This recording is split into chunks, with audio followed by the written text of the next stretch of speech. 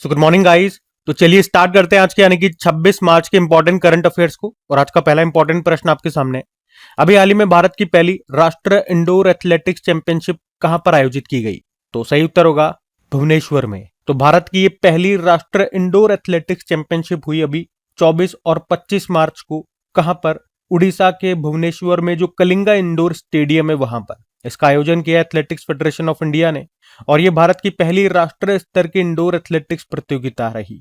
और इसका आयोजन करने का उद्देश्य है एथलीटों को 2028 के एशियाई इंडोर चैंपियनशिप सहित वैश्विक आयोजनों के लिए तैयार करना। आपको पता है ना, ये बात तो याद रखना, ये इंपॉर्टेंट प्रश्न बनेगा कि वर्ल्ड एथलेटिक्स इंडोर चैंपियनशिप जो 2028 में होगा, अभी 2-4 दिन पहले ही हमने पढ़ा था कहां पर होगा, भारत में होगा। भारत में भी कहां? भुवनेश्वर में, जो कलिंगा इंडोर स्टेडियम है वहां पर होगा। चलो यहां पर मैं कुछ स्पोर्ट्स के ही प्रश्न आपको रिवाइज करवाता हूं। आपको याद होना चाहिए सर्वाधिक अंतरराष्ट्रीय मैच खेलने वाली खिलाड़ी कौन बनी थी? हरमनप्रीत कौर बनी थी। उन्होंने अभी अपना 356वां अंतरराष्ट्रीय मैच खेला था। लॉरियस स्पोर्ट अवार्ड के लिए नामित होने वाली पहली महिला क्रिकेट टीम ये किस देश की बन गई है? तो भारत की। और वानखेड़े स्टेडियम में रवि शास्त्री के नाम पर एक स्टैंड का नामकरण करने का निर्णय लिया गया। 10वां आईसीसी मेंस टी20 वर्ल्ड कप जो अभी भारत और श्रीलंका ने होस्ट किया था, उसको भारत ने जीत लिया है न्यूजीलैंड को हरा करके। अब जो अगला वाला होगा ना, 11वां एडिशन 2028 में, वो कहां पर होगा? ऑस्ट्रेलिया और न्यूजीलैंड में होगा। अभी 79 नंबर की संतोष ट्रॉफी का संबंध फुटबॉल से है। इसको सर्विसेज ने जीत लिया केरल को हरा के। 16वीं ICC under 19 men's world cup 2026 इसको होस्ट किया था जिम्बाब्वे और नामीबिया ने। इसको लेकिन भारत ने जीत लिया है इंग्लैंड को हरा करके। और अभी जो वुमेन्स प्रीमियर लीग हुआ था 4था एडिशन, उसको आरसीबी ने जीता दिल्ली कैपिटल को हरा करके। और ये मैंने आपको बता ही दिया। जो 23वां वर्ल्ड एथलेटिक्स इंडोर चैंपियनशिप होगा 2028 में, भारत इसको होस्ट करेगा। और ये पहली बार भी है जब भारत इसको होस्ट कर रहा है, तो प्रश्न इंपॉर्टेंट रहेगा। ठीक है, हम अगले प्रश्न की ओर बढ़ते हैं। फिर अगले में पूछ रहे हैं कि अभी दिल्ली में स्मोग ईटिंग कोटिंग के परीक्षण के लिए किस संस्थान के साथ अभी साझेदारी की गई है? तो आंसर होगा आईआईटी मद्रास। तो एक्चुअली में अभी दिल्ली सरकार ने वायु प्रदूषण से निपटने के लिए अभी स्मोग ईटिंग फोटोकैटालिक कोटिंग्स का परीक्षण करने के लिए आईआईटी मद्रास के साथ समझौता किया है। उद्देश्य है शहरी वायु प्रदूषण को कम करना, खासकर हानिकारक गैसों को। तो बात करें अगर फोटोकैटालिक कोटिंग क्या है, तो ये एक स्पेशल कोटिंग है, एक स्पेशल लेप है जो हवा के प्रदूषकों को खत्म करने में मदद करता है। इसमें मुख्य रूप से ये याद रखना, टाइटेनियम डाइऑक्साइड का उपयोग किया जाता है। किसका उपयोग किया जाता है? टाइटेनियम डाइऑक्साइड, और इसको लिखते हैं TiO2। और इस लेप को आप सड़क पे कर दो, दीवारों पे कर दो, बिल्डिंग आदि पर, जहां पर भी आप लेप कर सकते हो। जैसे हम पेंट करते हैं ना, वैसे पेंट कर देना है। और ये काम कैसे करता है? तो जब सूर्य की रोशनी इस पर पड़ती है तो ये टाइटेनियम डाइऑक्साइड सक्रिय यानी कि एक्टिव हो जाता है और हानिकारक गैसों को तोड़ देता है, उन्हें कम हानिकारक पदार्थों में बदल देता है। तो इस तरह से ये काम करता है। और अगर आपसे ये पूछ ले थोड़ा डीप में जाकर के कि किन प्रदूषकों पे ये असर डालता है सबसे ज्यादा, तो नाइट्रोजन ऑक्साइड और वाष्पशील हाइड्रोकार्बन पे, यानी गाड़ियों से निकलने वाले प्रदूषकों को ये सबसे ज्यादा इफेक्ट करेगा। ठीक है, तो दिल्ली सरकार ने भी याद रखना, प्रश्न क्या था? वायु प्रदूषण से निपटने के लिए एक स्मॉग ईटिंग फोटोकैटालिक कोटिंग का परीक्षण करने के लिए भी समझौता किया। किस आईआईटी के साथ में? तो आईआईटी दिल्ली मत करना, आईआईटी मद्रास इसका आंसर होगा। अब इसी तरह से कुछ और आईआईटीज में आपको रिवाइज करवाता हूँ। और हाँ, डेली जो मैं 1 या 2 क्वेश्चन में आपके लिए जो एक्स्ट्रा क्वेश्चंस अंदर से बना करके लेकर के आ रहा हूँ, जो आप लोगों को काफी पसंद भी आ रहे हैं। तो आज मैं बना के नहीं लाया हूँ क्योंकि आज मेरे को टाइम नहीं मिल पाया। और उन क्वेश्चंस में देखो बनाने में टाइम भी लगता है, मेहनत भी लगती है, तो इतना टाइम मेरे पास आज था नहीं। ठीक है, तो आज वो शीट नहीं मिलेगी हमें। बाकी आईआईटीज में आपको रिवाइज करवा देता हूँ। एक हमने पढ़ा था, हमारे जो आर्मी चीफ हैं उपेंद्र द्विवेदी, उन्होंने आईआईटी मद्रास में अग्निशोध नाम से एक रिसर्च सेल की स्थापना की आईआईटी मद्रास में। और जिला बाढ़ गंभीरता सूचकांक को जारी किया था पहली बार आईआईटी दिल्ली और आईआईटी गांधीनगर ने मिलकर के, इसमें टॉप पे पटना रहा था। किस आईआईटी ने एआई संचालित शिक्षण एप्लीकेशन टूटोस को लॉन्च किया? आईआईटी पलक्कड़। एनआईआरएफ 2025 की ओवरऑल रैंकिंग में आईआईटी मद्रास टॉप पे रहा। शिक्षा मंत्री जी ने किस देश में पहला विदेशी अटल नवाचार केंद्र शुरू किया? यूएई। एक्चुअली में अबू धाबी में जो आईआईटी दिल्ली का कैंपस है वहां पर। और इलेक्ट्रॉनिक्स एंड आईटी मिनिस्टर है अश्विनी वैष्णव, इन्होंने आईआईटी भुवनेश्वर में नमो सेमीकंडक्टर प्रयोगशाला की स्थापना को मंजूरी दे दी है। उत्तर प्रदेश सरकार ने आईआईटी रुड़की के साथ मिलकर किसानों के लिए कार्बन क्रेडिट मॉडल को लॉन्च किया।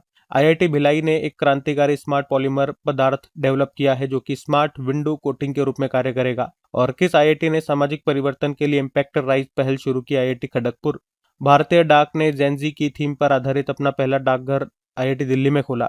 स्तन कैंसर का समय रहते पता लगाने के लिए आईआईटी मद्रास ने भारत का पहला कैंसर जीनोम एटलस लॉन्च किया। आईआईटी पटना में परम रुद्र सेमीकंडक्टर को शुरू किया गया। यह बिहार का पहला सुपर कंप्यूटर है। आईआईटी दिल्ली के वैज्ञानिकों ने आइला नाम से एक एआई सिस्टम बनाया है। आइला मतलब होता है आर्टिफिशियली इंटेलिजेंट लैब असिस्टेंट। और आपको पता है भारत का पहला आईआईटी था आईआईटी खड़गपुर। कुछ और प्रश्न है, जैसे भारतीय खगोल भौतिकी संस्थान जो बेंगलुरु में है और इसने आईआईटी बॉम्बे के वैज्ञानिकों के साथ मिलकर के सुपर किलोनोवा नामक एक शक्तिशाली ब्रह्मांडीय विस्फोट की संभावित खोज की थी। केंद्रीय विदेश मंत्री जो है हमारे सुब्रमण्यम जयशंकर जी, इन्होंने आईआईटी मद्रास परिसर में ग्लोबल रिसर्च फाउंडेशन को लॉन्च किया था। आईआईटी बॉम्बे और अमेरिका की कोलंबिया यूनिवर्सिटी ने साथ में मिलकर के सेंटर ऑफ एआई मैन्युफैक्चरिंग स्थापित करने के लिए समझौता किया। अभी शिक्षा मंत्रालय ने किस आईआईटी के साथ मिलकर साथ ही एप्लीकेशन लॉन्च किया? आईआईटी कानपुर और आईआईटी गुवाहाटी ने हाइड्रोजन ईंधन उत्पादन और समुद्री जल विलवणीकरण के लिए MXCNE आधारित एक सामग्री, एक मटेरियल विकसित किया था। ठीक है, तो ये सब आईआईटी से बनने वाले प्रश्न हमारे न्यूज में थे, मैंने आपको एक साथ रिवाइज कराया, ध्यान में रखना। अगला प्रश्न देखते हैं। फिर अगले में पूछ रहे हैं, हाल ही में ब्रिक्स शिखर सम्मेलन 2026 में महिला सशक्तिकरण ट्रेल ब्लेजर पुरस्कार किसे मिला है? तो आंसर होगा कल्पना सोरेन को। एक्चुअली में अभी ब्रिक्स सीसीआई समिट 2026 हुई है। सीसीआई मतलब chamber of commerce and industry, तो इनकी बैठक हुई है। भाई देखो, आपको पता है इस बार ब्रिक्स को होस्ट कर रहा है भारत, तो ब्रिक्स से संबंधित जो भी बैठकें होंगी वो सब भारत में होंगी। जैसे हम पढ़ते हैं ना, ब्रिक्स के रक्षा मंत्रियों की बैठक हुई, वित्त मंत्रियों की बैठक होती है, कभी गवर्नरों की बैठक होती है, तो जितनी भी प्रकार की बैठकें होनी है वो सब भारत में होनी है। तो उसी तरह से अभी एक बैठक हुई है chamber of commerce and industry से संबंधित, इनकी एक बैठक हुई है। कहाँ पर? नई दिल्ली में। और यहीं पर झारखंड की जो विधायिका है कल्पना सोरेन, इनको प्रतिष्ठित महिला सशक्तिकरण ट्रेल ब्लेजर पुरस्कार 2026 से सम्मानित किया गया। ये पुरस्कार उन्हें ग्रामीण और आदिवासी क्षेत्रों में महिलाओं को आर्थिक और सामाजिक रूप से सशक्त बनाने में उनके उल्लेखनीय प्रयासों के लिए दिया गया है। तो एक लाइन हमें जो याद रखनी है वो यही है कि अभी महिला सशक्तिकरण ट्रेल ब्लेजर पुरस्कार 2026 किसे दिया गया? तो ये है कल्पना सोरेन, जो कि झारखंड से हैं, झारखंड की विधायिका है। अब यहाँ पे मैं आपको पुरस्कार वाले प्रश्न भी रिवाइज कराऊंगा, लेकिन एक बार ब्रिक्स की बात हो रही है तो उसको भी देख लेते हैं। देखो, ब्रिक्स की जो स्थापना है वो 2001 में हो गई थी, लेकिन उसमें उस वक्त 4 देश थे। ब्रिक उसको बोलते थे, ब्राजील, रशिया, इंडिया और चाइना। फिर 2010 में साउथ अफ्रीका इसमें शामिल होता है, तो ये ब्रिक्स बन जाता है। इसकी जो पहली समिट है वो 2009 में हुई थी यकिंतबर्ग, रशिया में। और अभी 2025 में अगर बात करें तो इसकी 17th नंबर की बैठक होती है, समिट होती है, ब्राजील ने उसको होस्ट किया। अब जो इस साल हम होस्ट कर रहे हैं 2026 में, वो इसकी 18वीं बैठक है, 18वां ब्रिक्स समिट है जो भारत होस्ट कर रहा है। याद रखना, इसमें भारत के शेरपा बनाए गए थे अभी, सुधाकर दलेला। ये इंपॉर्टेंट प्रश्न रहेगा। और हाँ, थीम क्या है? थीम भी ध्यान रखेंगे, लचीलापन, नवाचार, सहयोग और स्थिरता के लिए निर्माण, building for resilience, innovation, collaboration and sustainability. और अभी लेटेस्ट अगर आपको बताऊं तो 2025 में इसका 10वां मेंबर बना था, कौन सा? इंडोनेशिया। ठीक है, अब पुरस्कार वाला हमारा आज का प्रश्न था, तो कुछ इंपॉर्टेंट अवार्ड्स और देख लो। अभी स्टॉकहोम वाटर प्राइज 2026 मिला था कावे मदानी को, ईरानी वैज्ञानिक हैं, इसे जल क्षेत्र का नोबेल पुरस्कार भी कहते हैं। उसके अलावा अभी फ्रांस का प्रतिष्ठित लीजन ऑफ ऑनर के कमांडर रैंक से सम्मानित होने वाले पहले भारतीय राजदूत बने थे जावेद अशरफ। टाटा समूह के जो अध्यक्ष है एन चंद्रशेखरन, और अभी इनको किंग्स चार्ल्स तृतीय के द्वारा मानद knight commander of the most excellent order of the British Empire KBE award से सम्मानित किया गया था। और लायंस मेट सिटी का जो मेट्रोपोलिस जो इसका प्रोजेक्ट है, और ये भारत का पहला प्रोजेक्ट बना था जिसे अभी lead for cities plan and design के तहत प्लेटिनम प्री सर्टिफिकेशन मिला था। मार्क लिंटन हिस्ट्री प्राइज 2026 जीता है विलियम डेल रिम्पल ने, इतिहासकार स्कॉटलैंड से, इनकी बुक द गोल्डन रोड के लिए इनको ये अवार्ड मिला। भारतीय अभिनेत्री हैं ऋतुपर्णा सेन गुप्ता, इनको महिला सशक्तिकरण पुरस्कार सम्मानित किया गया था अभी ब्रिटेन में, आर्ट एंड कल्चर की कैटेगरी में इनको मिला था ये। ठीक है, तो ये भी लेटेस्ट वाले कुछ इंपॉर्टेंट अवार्ड्स मैंने आपको रिवाइज कराया, ध्यान में रखना। अगला प्रश्न देखते हैं। फिर अगले में पूछ रहे हैं कि अभी अभेद्य एप्लीकेशन को किस राज्य ने लॉन्च किया? तो आंसर होगा इसका हरियाणा। एक्चुअली में हरियाणा पुलिस ने अभी साइबर अपराध और धमकी भरे कॉल्स की घटनाओं पर रोक लगाने के लिए ही ये अभेद्य नाम से मोबाइल एप्लीकेशन को लॉन्च किया है। तो याद रखना, ये एक मोबाइल एप्लीकेशन है जो संदिग्ध अंतरराष्ट्रीय कॉलों को पहचानने और ब्लॉक करने में मदद करता है। तो क्यों लॉन्च किया गया? तो तो अभी देखा जा रहा है कि विदेशों से कई फर्जी कॉल्स आ रहे हैं जो लोगों को धमका करके पैसे वसूल रहे हैं। तो इन्हीं अपराधों को रोकने के लिए ये एप्लीकेशन बनाया गया है। इसका उद्देश्य है जबरन वसूली और साइबर ठगी को रोकना। ये एप्लीकेशन कैसे काम करेगा? तो संदिग्ध या फर्जी अंतरराष्ट्रीय नंबरों की पहचान करता है और ऐसे नंबरों को ऑटोमेटिक ब्लॉक या अलर्ट करता है। या तो ऑटोमेटिक उन्हें ब्लॉक कर देगा या फिर आपको अलर्ट कर देगा कि भैया ये फेक कॉल है, स्कैम कॉल है, तो इसको मत उठाओ। मतलब यूजर को पहले से ही वार्निंग मिल जाएगी तो आप उसको मत उठाओ। तो ये अभेद्य मोबाइल एप्लीकेशन है, उसके बारे में आपको समझ में आ गया। हरियाणा पुलिस ने इसको लॉन्च किया है, ध्यान रखना। अब इसी तरह से कुछ एप्लीकेशन, कुछ पोर्टल से बनने वाले प्रश्न मैं आपको रिवाइज करवाता हूँ। आपको याद है मेरी योजना पोर्टल को लॉन्च किया था उत्तराखंड ने, भारत विन पोर्टल को जल शक्ति मंत्रालय ने, और एक यू विन पोर्टल आया था, इसको लॉन्च किया था भारत सरकार ने। इंड एप्लीकेशन को national industries research and development council ने, आयुष एप्लीकेशन को उत्तर प्रदेश ने लॉन्च किया था आईआईटी कानपुर के साथ मिलकर, ई स्वास्थ्य संवाद डिजिटल प्लेटफॉर्म को राजस्थान सरकार ने, टीचर एप्लीकेशन 2.0 को भारतीय एयरटेल फाउंडेशन ने, दिव्यांग सहायक पोर्टल को लॉन्च किया महाराष्ट्र ने, मी हेल्थ मोबाइल एप्लीकेशन को केरल ने लॉन्च किया, और शाइन एप्लीकेशन को भारतीय रेलवे ने, सत्या पोर्टल को इलेक्ट्रॉनिक्स एंड आईटी मिनिस्ट्री ने, साथ ही एप्लीकेशन को शिक्षा मंत्रालय और कानपुर आईआईटी कानपुर ने मिलकर के लॉन्च किया था, और ई स्वास्थ्य धाम पोर्टल को उत्तराखंड ने लॉन्च किया था। ठीक है, तो ये ध्यान में रखना सब। अगला प्रश्न हम देखते हैं। फिर अगले में पूछ रहे हैं, हाल ही में ऊर्जा संकट के बीच ईंधन की राशनिंग शुरू करने वाला पहला यूरोपीय संघ देश कौन सा बन गया है? तो आंसर होगा स्लोवेनिया। अच्छा, ये राशनिंग का मतलब क्या होता है? यूं समझो लिमिट, उसे लिमिट करने वाला, उसे कंट्रोल करने वाला। तो इसके बारे में जानते हैं प्रश्न क्या है। तो स्लोवेनिया अभी इसने ईंधन संकट के कारण राशनिंग यानी कि लिमिट लागू करने वाला ये पहला यूरोपीय संघ का देश बन गया है। और ये तेल संकट क्यों आ रहा है? जो अभी ईरान, अमेरिका और इसराइल के बीच जो युद्ध चल रहा है, तो वो सबसे बड़ा कारण है। क्योंकि जो बार बार ईरान जो है, जो हार्मुज जल संधि उस पर रोक लगा देता है, वहां पे बमबारियां होती है, तो ऑब्वियस सी बात है सब जगह तेल का संकट हो जा रहा है, तेल नहीं आ पा रहा है। अब इन्होंने जो ये ईंधन राशनिंग नियम लागू किया है, ये है क्या? तो इन्होंने कह दिया, मतलब ये तो आपको समझ में आ गया ना, इसका मतलब हो गया लिमिट। मतलब अब लिमिट करेंगे। पहले भाई इनकमिंग फुल हो रही थी तो आराम से जितना चाहो उतना खर्च हो रहा था, कोई लिमिट नहीं थी। लेकिन अब इनकमिंग क्या है? लिमिटेड हो रही है। भाई इनकमिंग भी लिमिट हो रही है, वो भी फुल फ्लैश में नहीं आ रही है, तो जो खर्च है वो भी हमें लिमिट में करना होगा। तो ऐसा ही ये कर रहे हैं। इन्होंने कहा भैया जो निजी वाहन है उनको एक दिन में ज्यादा से ज्यादा हम 50 लीटर तेल देंगे, और व्यवसायों के लिए या फिर किसानों के लिए ये जो लिमिट है हम 200 लीटर करते हैं एक दिन की। अब एक्चुअली में यहाँ पे समस्या क्यों हो रही है? इसके आसपास के जो पड़ोसी देश है वहां पे जो पेट्रोल है, जो डीजल है, वो महंगा है। जैसे ऑस्ट्रिया इसका पड़ोसी देश है, वहां पे ये फ्यूल महंगा है, और स्लोवेनिया में क्या है, कीमतें कम है। तो इसी कारण से लोग सीमा पार करके जाते हैं स्लोवेनिया में और वहां से ईंधन भरवा भरवा के ला रहे हैं। तो उस कारण से स्लोवेनिया में ये कमी देखने को मिल रही है। अब यूरोपियन यूनियन में क्या होता है, जो बॉर्डर को पार करके आराम से एक दूसरे देशों में जा सकते हैं, तो इसी कारण से ये समस्या वहां पे देखने को मिल रही है। और यही हम पढ़ रहे हैं अभी कि स्लोवेनिया ने ईंधन संकट के कारण अभी राशनिंग लागू करने वाला ये पहला यूरोपीय संघ देश बन गया है। स्लोवेनिया आपको मैप में दिखाता हूँ, ये रहा मैप में स्लोवेनिया। कैपिटल क्या होती है इसकी? अब इसको पढ़ते कैसे हैं थोड़ा सा देख लेना। ल्जुब्जलाना इसकी कैपिटल होती है, करेंसी है यूरो। प्रधानमंत्री रॉबर्ट गोलोब है, और 2004 में ये यूरोपियन यूनियन का सदस्य बना था। स्लोवेनिया इसका नाम है।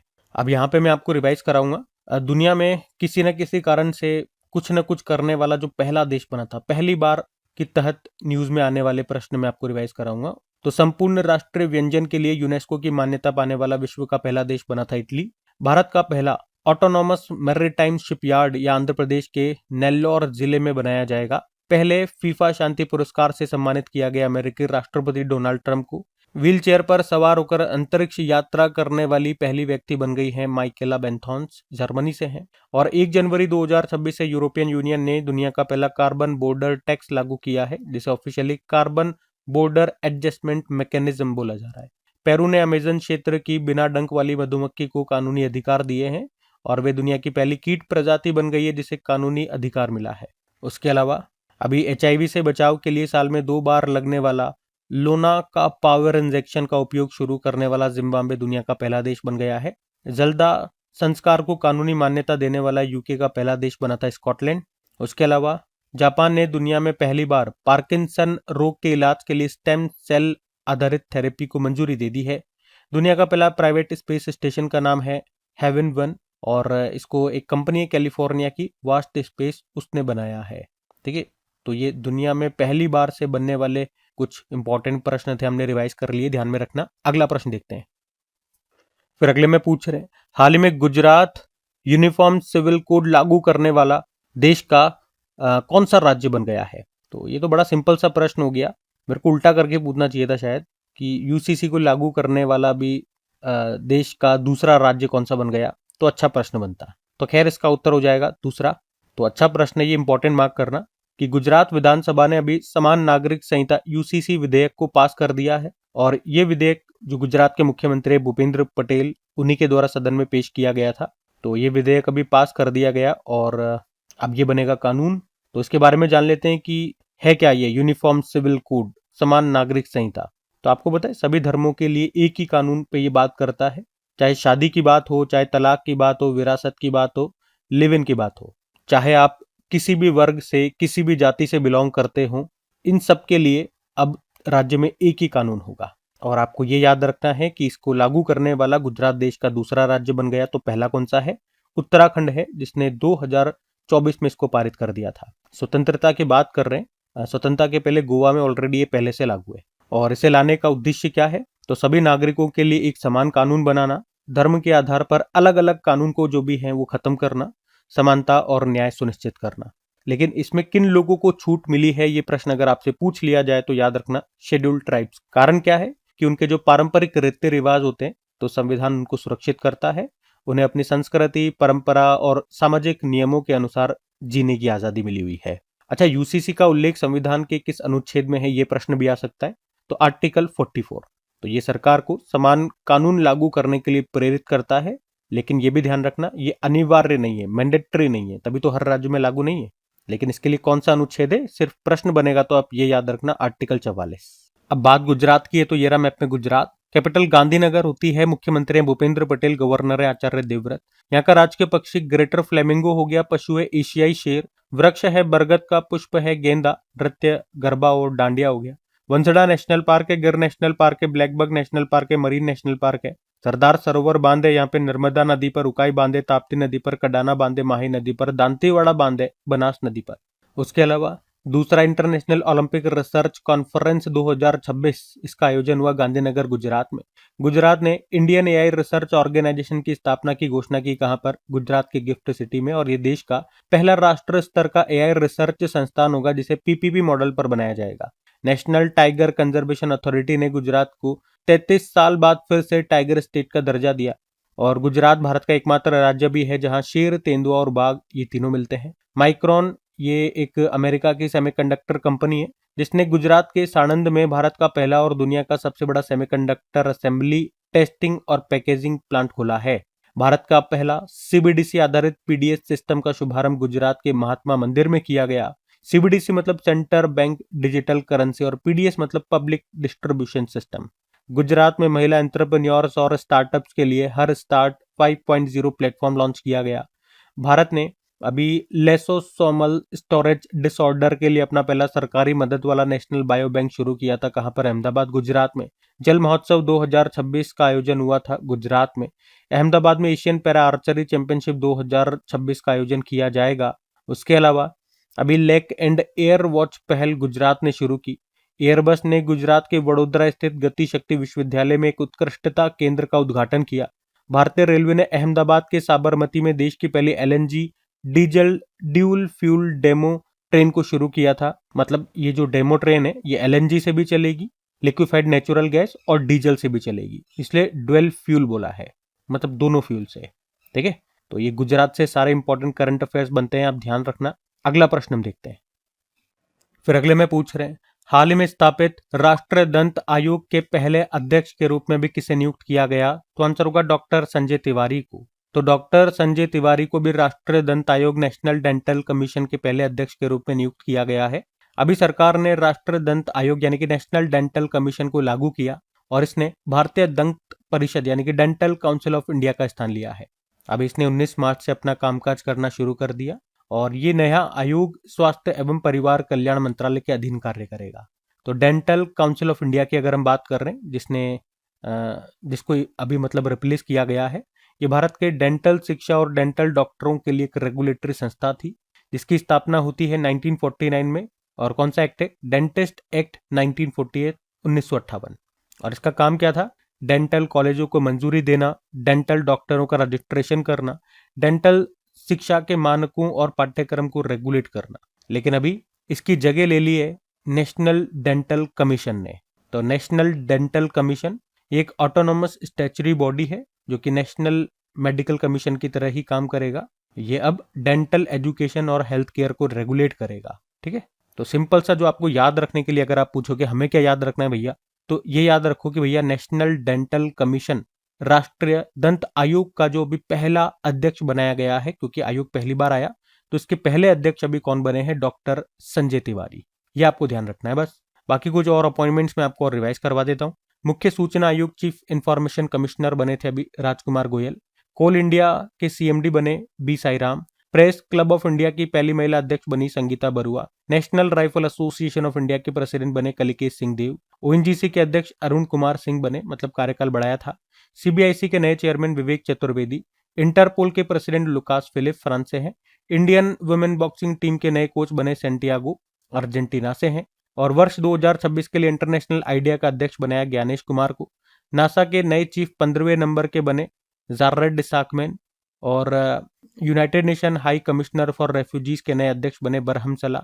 National legal service authority NALSA के अभी एग्जीक्यूटिव चेयरमैन बने थे जस्टिस विक्रम नाथ। इंडिया का पहला एआई इंडस्ट्री एसोसिएशन का पहला प्रेसिडेंट बनाया था अभी विजय कलंत्री को। वर्ल्ड बॉक्सिंग का नया प्रेसिडेंट बनाया गेनाडी गोलविकिन को। ये कजाकिस्तान से है। ठीक है, तो ध्यान रखना। अगला प्रश्न देखते हैं। फिर अगले में पूछ रहे हैं अभी अनलाइक पैराडाइज ये बुक आई है, इसके लेखक कौन है? इसको लॉन्च किया गया है, इसके लेखक कौन है? तो आंसर होगा संजय राउत। तो संजय राउत इन्होंने अपनी एक बुक है अनलाइक पैराडाइज, इसको लॉन्च किया है और उन्होंने ये किताब जेल में रहते हुए लिखी है। संजय राउत ये शिवसेना के नेता और राज्यसभा सांसद हैं और ये किताब मुंबई की आर्थर रोड जेल में बिताए जो समय है उस पर आधारित है। मतलब जो जेल में उन्होंने समय बिताया तो उसी के बारे में जो उनका जीवन का अनुभव रहा, जो कहानियां हैं, जो भावनाएं रही हैं, वो इस किताब में उन्होंने लिख दी है। एक्चुअली में 2022 में ईडी ने उन्हें गिरफ्तार किया था, उसके बाद कई महीनों तक उन्होंने जेल में बिताए। तो बस अपने अनुभव उन्होंने इस किताब में साझा किए हैं। उन्हें भ्रष्टाचार, मनी लॉन्ड्रिंग के आरोप में गिरफ्तार किया गया था। तो बुक का नाम है अनलाइकली पैराडाइज, संजय राउत ने लिखा है, ये आपको ध्यान रखना है। अच्छा, अब आप लोगों को एक प्रश्न दे रहा हूं मैं, एक होमवर्क प्रश्न दे रहा हूं। ये प्रश्न आपका कई बार एग्जाम में पूछा जाता है और वैसे उम्मीद करूंगा आप सबको पता भी होगा।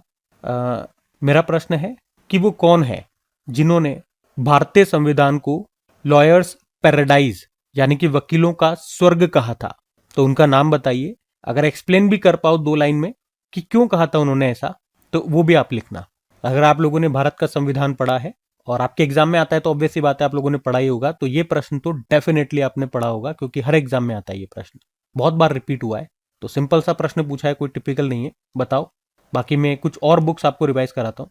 देखो, एक बुक आई थी the remarkable life of the only Muslim women in the constituent assembly. ये ऑटोबायोग्राफी एक्चुअली में बेगम कुदसिया रसूल की, या बेगम एजाज रसूल भी आप इनको बोल सकते हो। और इनकी खास बात क्या है, इनके नाम की खास बात, ये नाम भी आपने संविधान में पढ़ा होगा कि वे संविधान सभा की एकमात्र मुस्लिम महिला सदस्य थी। उसके अलावा भारत दैट इज इंडिया, इसको अभिजीत जोग ने लिखा।